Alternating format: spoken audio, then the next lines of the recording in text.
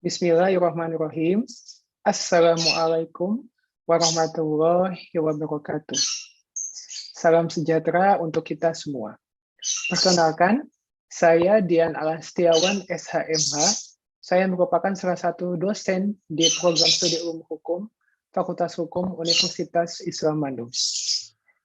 Video kali ini saya buat sebagai salah satu instrumen pernyataan diri dosen dalam unjuk kerja Tridharma Perguruan Tinggi di bidang pengajaran.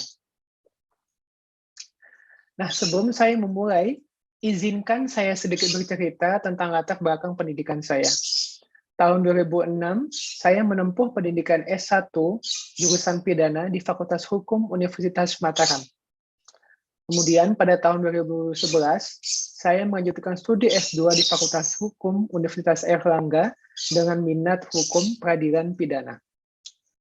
Tahun 2018, saya bekerja di Fakultas Hukum Unisba sebagai dosen hukum pidana pada bagian pidana sesuai latar belakang pendidikan saya.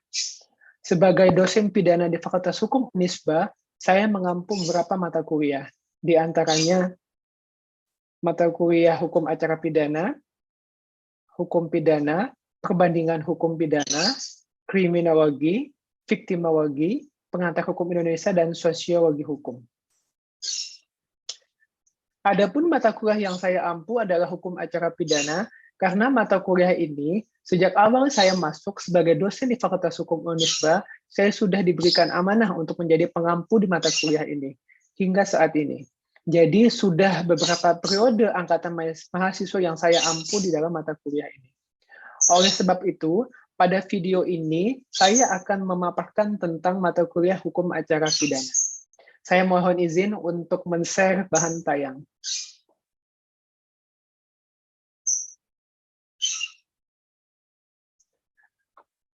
Mata kuliah hukum acara pidana adalah mata kuliah wajib di Fakultas Hukum Universitas Islam Bandung. Mahasiswa yang akan mengambil mata kuliah hukum acara pidana harus diwajibkan untuk lulus hukum pidana, sehingga mata kuliah hukum pidana adalah mata kuliah prasyarat bila nantinya mengambil hukum acara pidana. Mata kuliah hukum acara pidana ini berbobot 4 SKS dengan tatap muka 1 kali seminggu dalam waktu 210 menit setiap pertemuan. Mata kuliah ini terdiri dari teori yang membahas mengenai hal-hal normatif dan prinsip-prinsip beracara dimulai dari tingkat penyelidikan sampai pelaksanaan putusan, serta prosedur sistem peradilan pidana atau mekanisme penyelesaian perkara pidana melalui sistem peradilan pidana. Capaian pembelajaran di dalam mata kuliah hukum acara pidana ini adalah: yang pertama, mahasiswa mengetahui tentang hal-hal normatif dan prinsip-prinsip beracara dari tingkat penyidikan sampai pelaksanaan putusan. Yang kedua, mahasiswa mampu menguasai dan mampu mendeskripsikan prosedur sistem peradilan pidana atau mekanisme penyelesaian perkara pidana melalui sistem peradilan pidana. Yang ketiga, mahasiswa mampu menguasai dan mampu memahami tentang upaya hukum biasa dan upaya hukum luar biasa. Dan yang keempat, mahasiswa memahami dan mampu meneliti tentang prosedur hukum acara pengadilan militer dan pengadilan tindak pidana korupsi.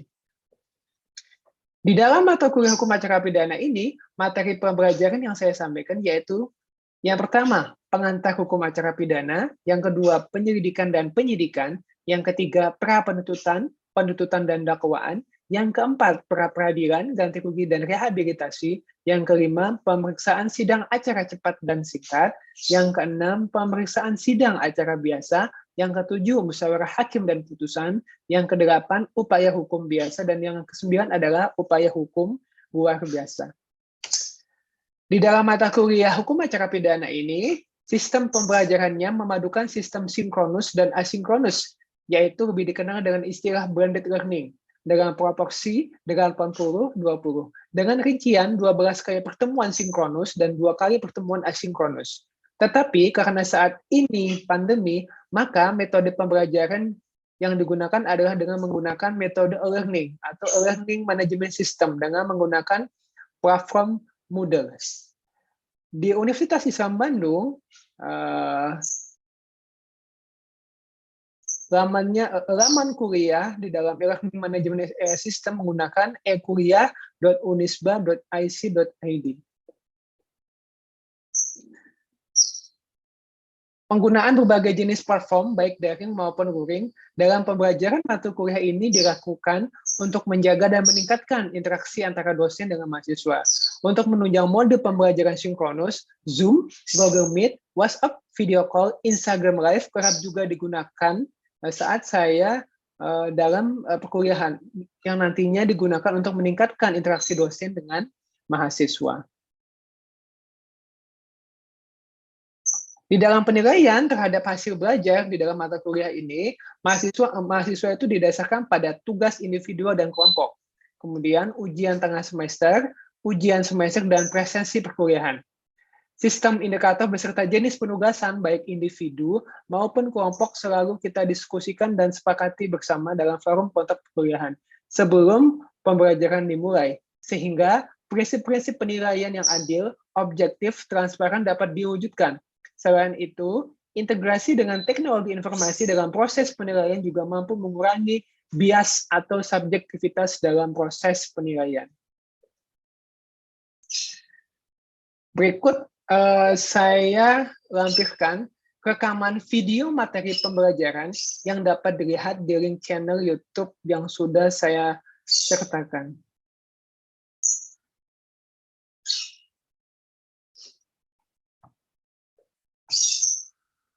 Selanjutnya, saya akan memberikan cuplikan rekaman perkuliahan tatap maya secara Zoom pada mata kuliah Hukum Acara Pidana.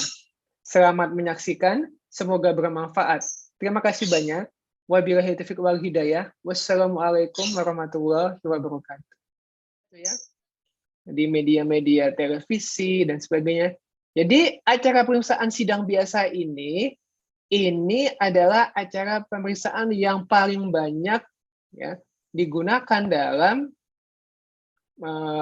perkara pidana ya. Kenapa?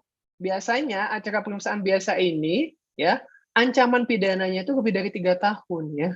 Di atas 3 tahun, bahkan lebih dari 5 tahun. Bahkan ancaman pidananya ada yang seumur hidup, bahkan dijatuhi hukuman mati. Nah, itu ya. Sehingga di dalam proses pembuktian itu harus tidak mudah ya, sangat susah gitu ya. Jadi hakim tidak boleh menjatuhkan pidana kepada seseorang ya, kecuali apabila sekurang-kurangnya memiliki 2 alat bukti. Nah, itu kan, 2 alat bukti. Ayo, yang saya tanya, alat bukti di dalam hukum acara pidana itu apa saja? Contoh alat bukti kan ada di pasal 183 itu apa? Alat bukti di dalam hukum acara pidana itu apa aja sih? Yang pertama apa? Yang kedua apa? Itu kan ada 5 ya. Ya itu. Jadi yang pertama adalah keterangan saksi. Nah, itu ya. Yang kedua keterangan ahli. Itu ya. Yang ketiga surat, yang keempat petunjuk, dan yang kelima adalah keterangan terdakwa. Jadi seorang hakim di dalam sidang biasa atau pemeriksaan sidang biasa ini minimal harus menjatuhkan pidana apabila dia harus minimal mempunyai 2 alat bukti yang sah. Bisa keterangan saksi, bisa keterangan ahli atau petunjuk. Nah itu ya. Jadi di dalam acara sidang biasa ini memang membutuhkan waktu yang tidak sebentar, bahkan lama ya prosesnya, karena dia harus ada pembuktian, misalnya sidang pertama, sidang kedua, sidang ketiga, misalnya sidang pertama pemanggilan saksi, sidang kedua pemanggilan saksi, sidang ketiga, kemudian pemanggilan saksi ahli, sidang keempat penghadiran alat bukti dan sebagainya, itu kan lama prosesnya, bahkan ada suatu perkara yang bisa sampai 8 bulan itu ya baru selesai gitu. Seperti itu. Jadi membutuhkan waktu yang tidak sebentar, berbeda dengan acara singkat dan juga acara cepat. Nah itu kalau acara yang yang cepat itu kan bahkan hitungan menit itu selesai kan. Kemudian singkat kan pembuktiannya mudah karena kejahatannya dalam proses penyidikan itu polisi gampang dalam mencari alat bukti. Nah, sedangkan di dalam perkara pidana yang dihadirkan di dalam sidang pemeriksaan biasa ini agak susah karena dia harus bukti-buktinya banyak ya, ada keterangan saksi, keterangan ahli, ya, kemudian mungkin ada petunjuk, gitu ya, seperti itu. Ya. Nah ini kemudian untuk ancaman pidana jelas ini lebih berat ya dibandingkan acara pemeriksaan singkat dan acara pemeriksaan cepat karena untuk sidang acara pemeriksaan biasa ini sanksi pidananya minimal di atas 3 tahun. Nah, itu ya. Maksimalnya adalah hukuman mati bahkan hukuman seumur hidup. Nah, itu ya. Seperti itu. Nah, ini adalah 5 alat bukti tadi ya. Nanti dicek di pasal 184 KUHP ya. 184 KUHP bahwa dari 5 alat bukti ini nanti minimal harus ada 2 alat bukti yang diterima hakim sebagai dasar hakim itu dalam menjatuhkan putusan pidana. Nah, itu. Yang pertama keterangan saksi. Nah, itu. Apa itu saksi? Coba saya ingin tahu ini suaranya. Saksi itu apa sih? Sepengetahuan kalian, guys. Apa sih definisi dari seorang saksi? Ayo, nggak apa-apa, kita bebas berpendapat saja. Apa sih saksi itu apa ya? Saksi. Apa? Sepengetahuan kalian lah. Jadi tidak perlu definitif gitu. Apa itu seorang saksi? Apa itu saksi? Saksi itu apa? Ayo, yang bisa Orang menjawab. yang dapat memberikan keterangan, Pak. Oke, yang pertama orang yang bisa memberikan keterangan. Yang kedua apa? Yang kedua apa? Banyak ya.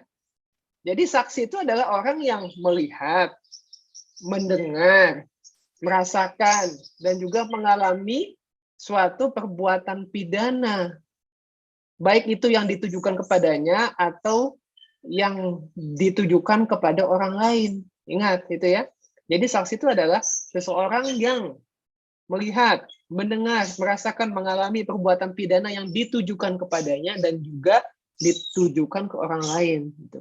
Jadi saksi itu yang pertama bisa korban, ya, atau orang yang melihat pelaku dan korban itu. Paham? Nah itu jadi kan ada istilah saksi korban. Iya, karena saksi korban itu adalah dia sebagai orang yang mengalami perbuatan pidana yang ditujukan kepada dirinya. Nah, itu kan. Ada saksi lain, yaitu saksi yang melihat, mendengar perbuatan yang ditujukan orang lain. Nah, itu kan kepada orang lain, kepada korban itu. Nah, itu ya. Dia melihat kemudian dia mendengar. Nah, itu. Nah, biasanya di dalam sidang pengadilan keterangan saksi ini tuh amat sangat dibutuhkan ya. Kenapa? Karena penting untuk kalian ketahui ya. Biasanya seorang hakim itu pasti akan melihat, kan biasanya di sidang pengadilan itu kan ada saksi yang dihadirkan oleh jaksa dan juga ada saksi yang dihadirkan oleh kuasa hukum atau pengacara. Nah, terkadang dan ini biasanya sering terjadi ya antara saksi dari jaksa dan saksi dari kuasa hukum si tersangka ini kadang bersaksi berbeda-beda gitu kan. Ada yang, nah itu yang dilihat hakim, oh seperti ternyata pengakuan dari saksi ini begini, nah itu yang dilihat ya. Nah, jadi keterangan saksi itu yang dilihat di dalam pengadilan ya. Nah, misalnya saksi dari pihak keluarga, saksi dari temannya, atau saksi yang bukan keluarga ya, yang yang dalam hal ini melihat, nah itu ya, itu bisa ya dimintakan keterangannya di depan pengadilan. Nah itulah saksi ya. Nah yang kedua keterangan ahli. Ya, keterangan ahli ini biasanya apa? Yaitu orang yang dimintakan keterangan di depan pengadilan sesuai dengan bidang keilmuannya. Nah, itu ya. Misalnya masih ingat kasus cyanida, masih ingat pelakunya siapa? Si Jessica ya, nah, itu kan. Jadi pada saat pengadilan kasus cyanida itu, nah kan, jadi pihak penuntut umum atau jaksa itu menghadirkan saksi ahli, kemudian pihak dari kuasa hukum si Jessica juga menghadirkan keterangan ahli. Nah, itu untuk apa? Untuk menyampaikan pendapatnya di depan hakim. Nanti pasti hakim akan melihat, oh ternyata keterangan ahli dari pihak penuntut umum seperti ini nih yang dihadirkan. Kemudian dari pihak kuasa hukum seperti ini. Nah, itu seperti itu ya. Nah, itu. Jadi nanti hakim akan melihat mana nih yang sesuai atau yang runut dengan cara pidana yang dihadapkan kepadanya. Nah, itu. Jadi keterangan ahli itu adalah orang yang memberikan keterangan sesuai dengan basic keilmuannya. Misalnya bisa dosen ya, kemudian ahli IT, dokter ya, banyak ya. Jadi nanti sesuai dengan perkara pidana itu ya. Misalnya kasusnya tentang pencemaran nama baik, nanti yang dihadirkan adalah orang yang berkecimpung di bidang IT. Nah, itu ya. Kemudian yang ketiga, alat bukti surat. Ini berkaitan dengan hal yang bersifat tertulis ya, entah itu surat pernyataan ataupun akta otentik dan sebagainya. Jadi intinya adalah surat yang dituliskan ya. Jadi surat itu adalah satu bentuk alat bukti yang sifatnya tertulis. Nah, itu ya. Misalnya ada tindak pidana penipuan ya. Di dalam kontrak itu tertulis ini, tetapi dia melakukan satu penipuan dengan melanggar kontrak tersebut. Nah, itu ya. Yang keempat ini adalah petunjuk. Nah, petunjuk ini ya ini ya. Jadi petunjuk ini yang fungsinya adalah yang membuat terang tindak pidana itu ya. Contohnya banyak. Misalnya sekarang itu adalah rekaman CCTV, kemudian video ya, kemudian audio visual. Nah, itu ya. Nah, ini banyak dilihat untuk memberikan titik terang tentang tindak pidana itu. Nah, itu kan. Nah, jadi penting untuk kalian ketahui sekarang ini kan CCTV kan di mana-mana ya. Bukan hanya di tempat-tempat umum ya, tetapi di tempat-tempat yang privasi juga ada, dan itu harus kalian waspada ya. Jadi penting untuk kalian ketahui, bahkan ada yang oknum-oknum dalam hal ini yang memang iseng untuk menggunakan ruang privasi untuk hal-hal yang tadi itu melanggar pidana itu ya. Kemudian yang kelima yaitu keterangan terdakwa. Ini biasanya sangat jarang digunakan ya, karena keterangan terdakwa pasti dia akan menguntungkan dirinya sendiri. Nah, itu seperti itu ya. Biasanya yang sering digunakan di dalam acara permulaan sidang biasa adalah keterangan saksi, ahli, surat, dan petunjuk. Nanti hakim akan mengambil minimal 2 alat bukti. Itu minimal ya. Kalau misalnya lebih dari 2 itu lebih bagus ya. Hakim dalam memutus suatu perkara pidana. Nah, ini ya. Jadi, yang jadi pertanyaan misalnya seperti ini, Pak, apabila tidak ada saksi, bagaimana Pak? Gitu kan? Jadi tidak ada yang melihat perbuatan pidana itu, ya. Bagaimana Pak nanti hakim dalam membuat suatu pertimbangan putusan? Misalnya tidak ada saksi, gunakan alat bukti petunjuk. Nah, itu kan alat bukti petunjuk kan tidak mesti harus orang kan? Nah, itu tidak mesti harus manusia, tetapi alat. Nah, itu kan. Contohnya rekaman audio atau rekaman CCTV itu kan, atau screenshot di dalam percakapan WhatsApp itu bisa dijadikan petunjuk. Nah, itu ya. Jadi jadi penting untuk kalian ketahui ya, sekarang kan zamannya media sosial sangat-sangat berkembang, berbeda zaman saya dulu kan masih SMS ya. Media sosialnya masih menggunakan Friendster ya, nggak salah ya. Sekarang kan banyak sekali itu, ada IG, YouTube, TikTok, dan sebagainya. Nah, itu untuk kalian ketahui, jadi gunakan itu sebaik mungkin, sewajar mungkin. Jangan sampai karena mungkin jengkel ataupun iri atau gimana, kalian meluapkan kekesalannya di media sosial yang nantinya berujung-ujung kepada tadi itu ya, berujung kepada pencemaran nama baik atau ada orang yang tersinggung. Nanti kan itu bisa dijadikan petunjuk untuk jadikan alat bukti untuk dijadikan laporan di dalam kasus pidana itu ya. Jadi bijak-bijaklah dalam menggunakan media sosial. Ya. Nah, ini alat bukti di dalam perkara perdata. Ini berbeda dengan pidana. Nah, ini ya. Jadi itu yang harus kalian ketahui. Nanti kalau ditanya, jawabannya ini ya, bukan perkara perdata. Nah, ini. Nah, bedanya hukum acara pidana dan hukum acara perdata itu apa? Nah, itu kan. Kalau hukum acara pidana pasti kalian akan melihat tadi itu ya, adanya jaksa penuntut umum, ya, ada kuasa hukum, ada tersangka, terdakwa, ada saksi, ya. Jadi biasanya yang diajukan adalah perkara pidana, berbeda dengan hukum acara perdata. Jadi ini kaitannya dengan masalah penggugat, tergugat, permohonan biasanya. Nah, itu ya. Jadi alat buktinya juga berbeda dengan hukum acara pidana. Gitu. Nah, selanjutnya ini adalah putusan pengadilan. Ya, saya sedikit ya. Jadi nanti setelah para jaksa dan kuasa hukum menghadirkan alat bukti, nanti ada tuntutan, kemudian nanti ada pembelaan dan juga ada pengambilan keputusan. Nah ini. Jadi nanti putusan itu akan dibacakan oleh hakim apabila hakim sudah memberikan suatu putusan yang sifatnya final, ya, sesuai dengan bukti-bukti yang dihadapkan kepadanya. Nah ini, ya. Putusan itu ada 3, nanti cek di pasal 1 ya. Jadi ada putusan pemidanaan, ada putusan bebas, dan ada putusan lepas. Nah, ini, ya. Biasanya hakim itu apabila dia merasa alat buktinya sudah sesuai, kemudian tuntutannya sudah jelas, pasti dia akan membuat suatu putusan pidana terhadap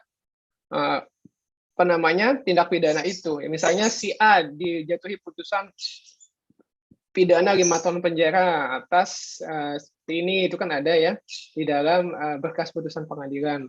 Kemudian ada putusan bebas. Putusan bebas itu bila bukti-bukti yang diajukan itu ternyata tidak relevan dengan fakta-fakta yang ada. Nah, jadi hakim tidak bisa memberikan suatu putusan, ya. Nah, seperti itu. Ya. Jadi hakim tidak bisa memberikan putusan apabila itu tidak ada, ya. Bukti-buktinya tidak ada. Nah, jadi nanti, ini makanya seorang jaksa, seorang kepolisian harus peka ya dalam membuat suatu suatu surat tuntutan, surat dakwaan, dan juga pencarian alat bukti. Nah, nanti kalau misalnya alat buktinya tidak lengkap, maka seorang hakim tidak bisa memberikan suatu putusan pengadilan. Ya. Jadi putusannya putusan bebas, jadi dia tidak bisa dipidana. Kemudian yang terakhir adalah putusan lepas dari segala tuntutan hukum. Nah ini ya, ini lebih kepada putusan lepas apabila ternyata perbuatan itu ada alasan pembenar dan alasan pemaafnya. Ya, ternyata dia melakukan suatu perbuatan itu dengan didasari adanya suatu pemaksaan, kemudian ternyata dia di bawah umur, nah itu ya, kemudian ternyata dia mengalami gangguan jiwa, nah itu kan itu ada perbuatan pidana, tetapi karena alasan pembenar dan alasan pemaaf tadi, orang itu dilepaskan. Nah itu. Oke, ada pertanyaan? Silakan bagi yang mau bertanya. Sudah jelas? Pak, Jadi nanti, Pak. Silakan. Iya Pak, saya mau nanya Pak, kira-kira ada bedanya nggak Pak antara alat bukti sama barang bukti Pak? Sama saja ya. Jadi itu hanya sekedar penyebutannya saja ya. Kalau alat bukti itu adalah penyebutan di dalam undang-undangnya ya. Tadi kan sudah dilihat ya. Jadi sesuai pasal 184, jadi alat-alat bukti itu dikenal di dalam KUHP. Kalau barang bukti itu sebenarnya itu penyebutan masyarakat ya, tapi intinya sama ya antara alat bukti dan barang bukti. Tetapi yang dikenal di dalam undang-undang adalah alat-alat bukti ya, bukan barang bukti. Oke, yang lain. Jadi nanti terima kasih Pak. Untuk memudahkan kalian memahami hukum acara pidana ini, kalau sempat mainlah ke pengadilan negeri setempat ya. Kalau ada sidang, ikutin sidang itu ya, nonton sidang itu. Dulu saya pas jadi mahasiswa, kalau misalnya jam kuliah kosong, mainlah ke pengadilan, itu kan ujuk-ujuk sambil nonton, oh ternyata begini nih prosesnya, penitakannya seperti ini, oh, hakimnya seperti ini, oh gini sih cara pembacaan pledoi, oh gini apa namanya cara apa namanya hakim dalam memberikan putusan, nah itu ya. Tapi ini karena ini pandemi ya, mungkin saya nggak tahu apakah PN sudah buka di apa namanya dibolehkan untuk umum untuk masuknya, saya kurang tahu. Misalnya dibolehkan ya masuk aja karena penting pemahaman praktek ya, selain teori itu penting ya. Jadi Anda tidak apa namanya masih berpikir secara hanya sekedar di dalam pikiran. Jadi harus melihat oh gini kenyataannya, hakim seperti ini nih, nah gitu ya. Jadi itu. Oke, ada pertanyaan lagi? Jadi nanti apabila Zoom ini sudah habis ya, jadi saya anggap pertemuan ini sudah selesai ya, karena saya mendokumentasi cukup 30 menit saja ya. Dan untuk apa namanya perkuliahan ya, apa namanya untuk perkuliahan Zoom selanjutnya nanti sebelum UAS ya, itu harus digunakan sebaik mungkin. Dan jangan lupa untuk mengisi kehadiran di BAP online dan juga mengerjakan kuliahnya sesuai waktu yang ditentukan ya. Terima kasih ya kepada kalian semua yang sudah hadir di Zoom kali ini. Sekian dari saya. Wabillahi taufiq wal hidayah. Wassalamualaikum warahmatullahi wabarakatuh. Terima kasih Bapak. Oke. Waalaikumsalam warahmatullahi wabarakatuh. Makasih Bapak.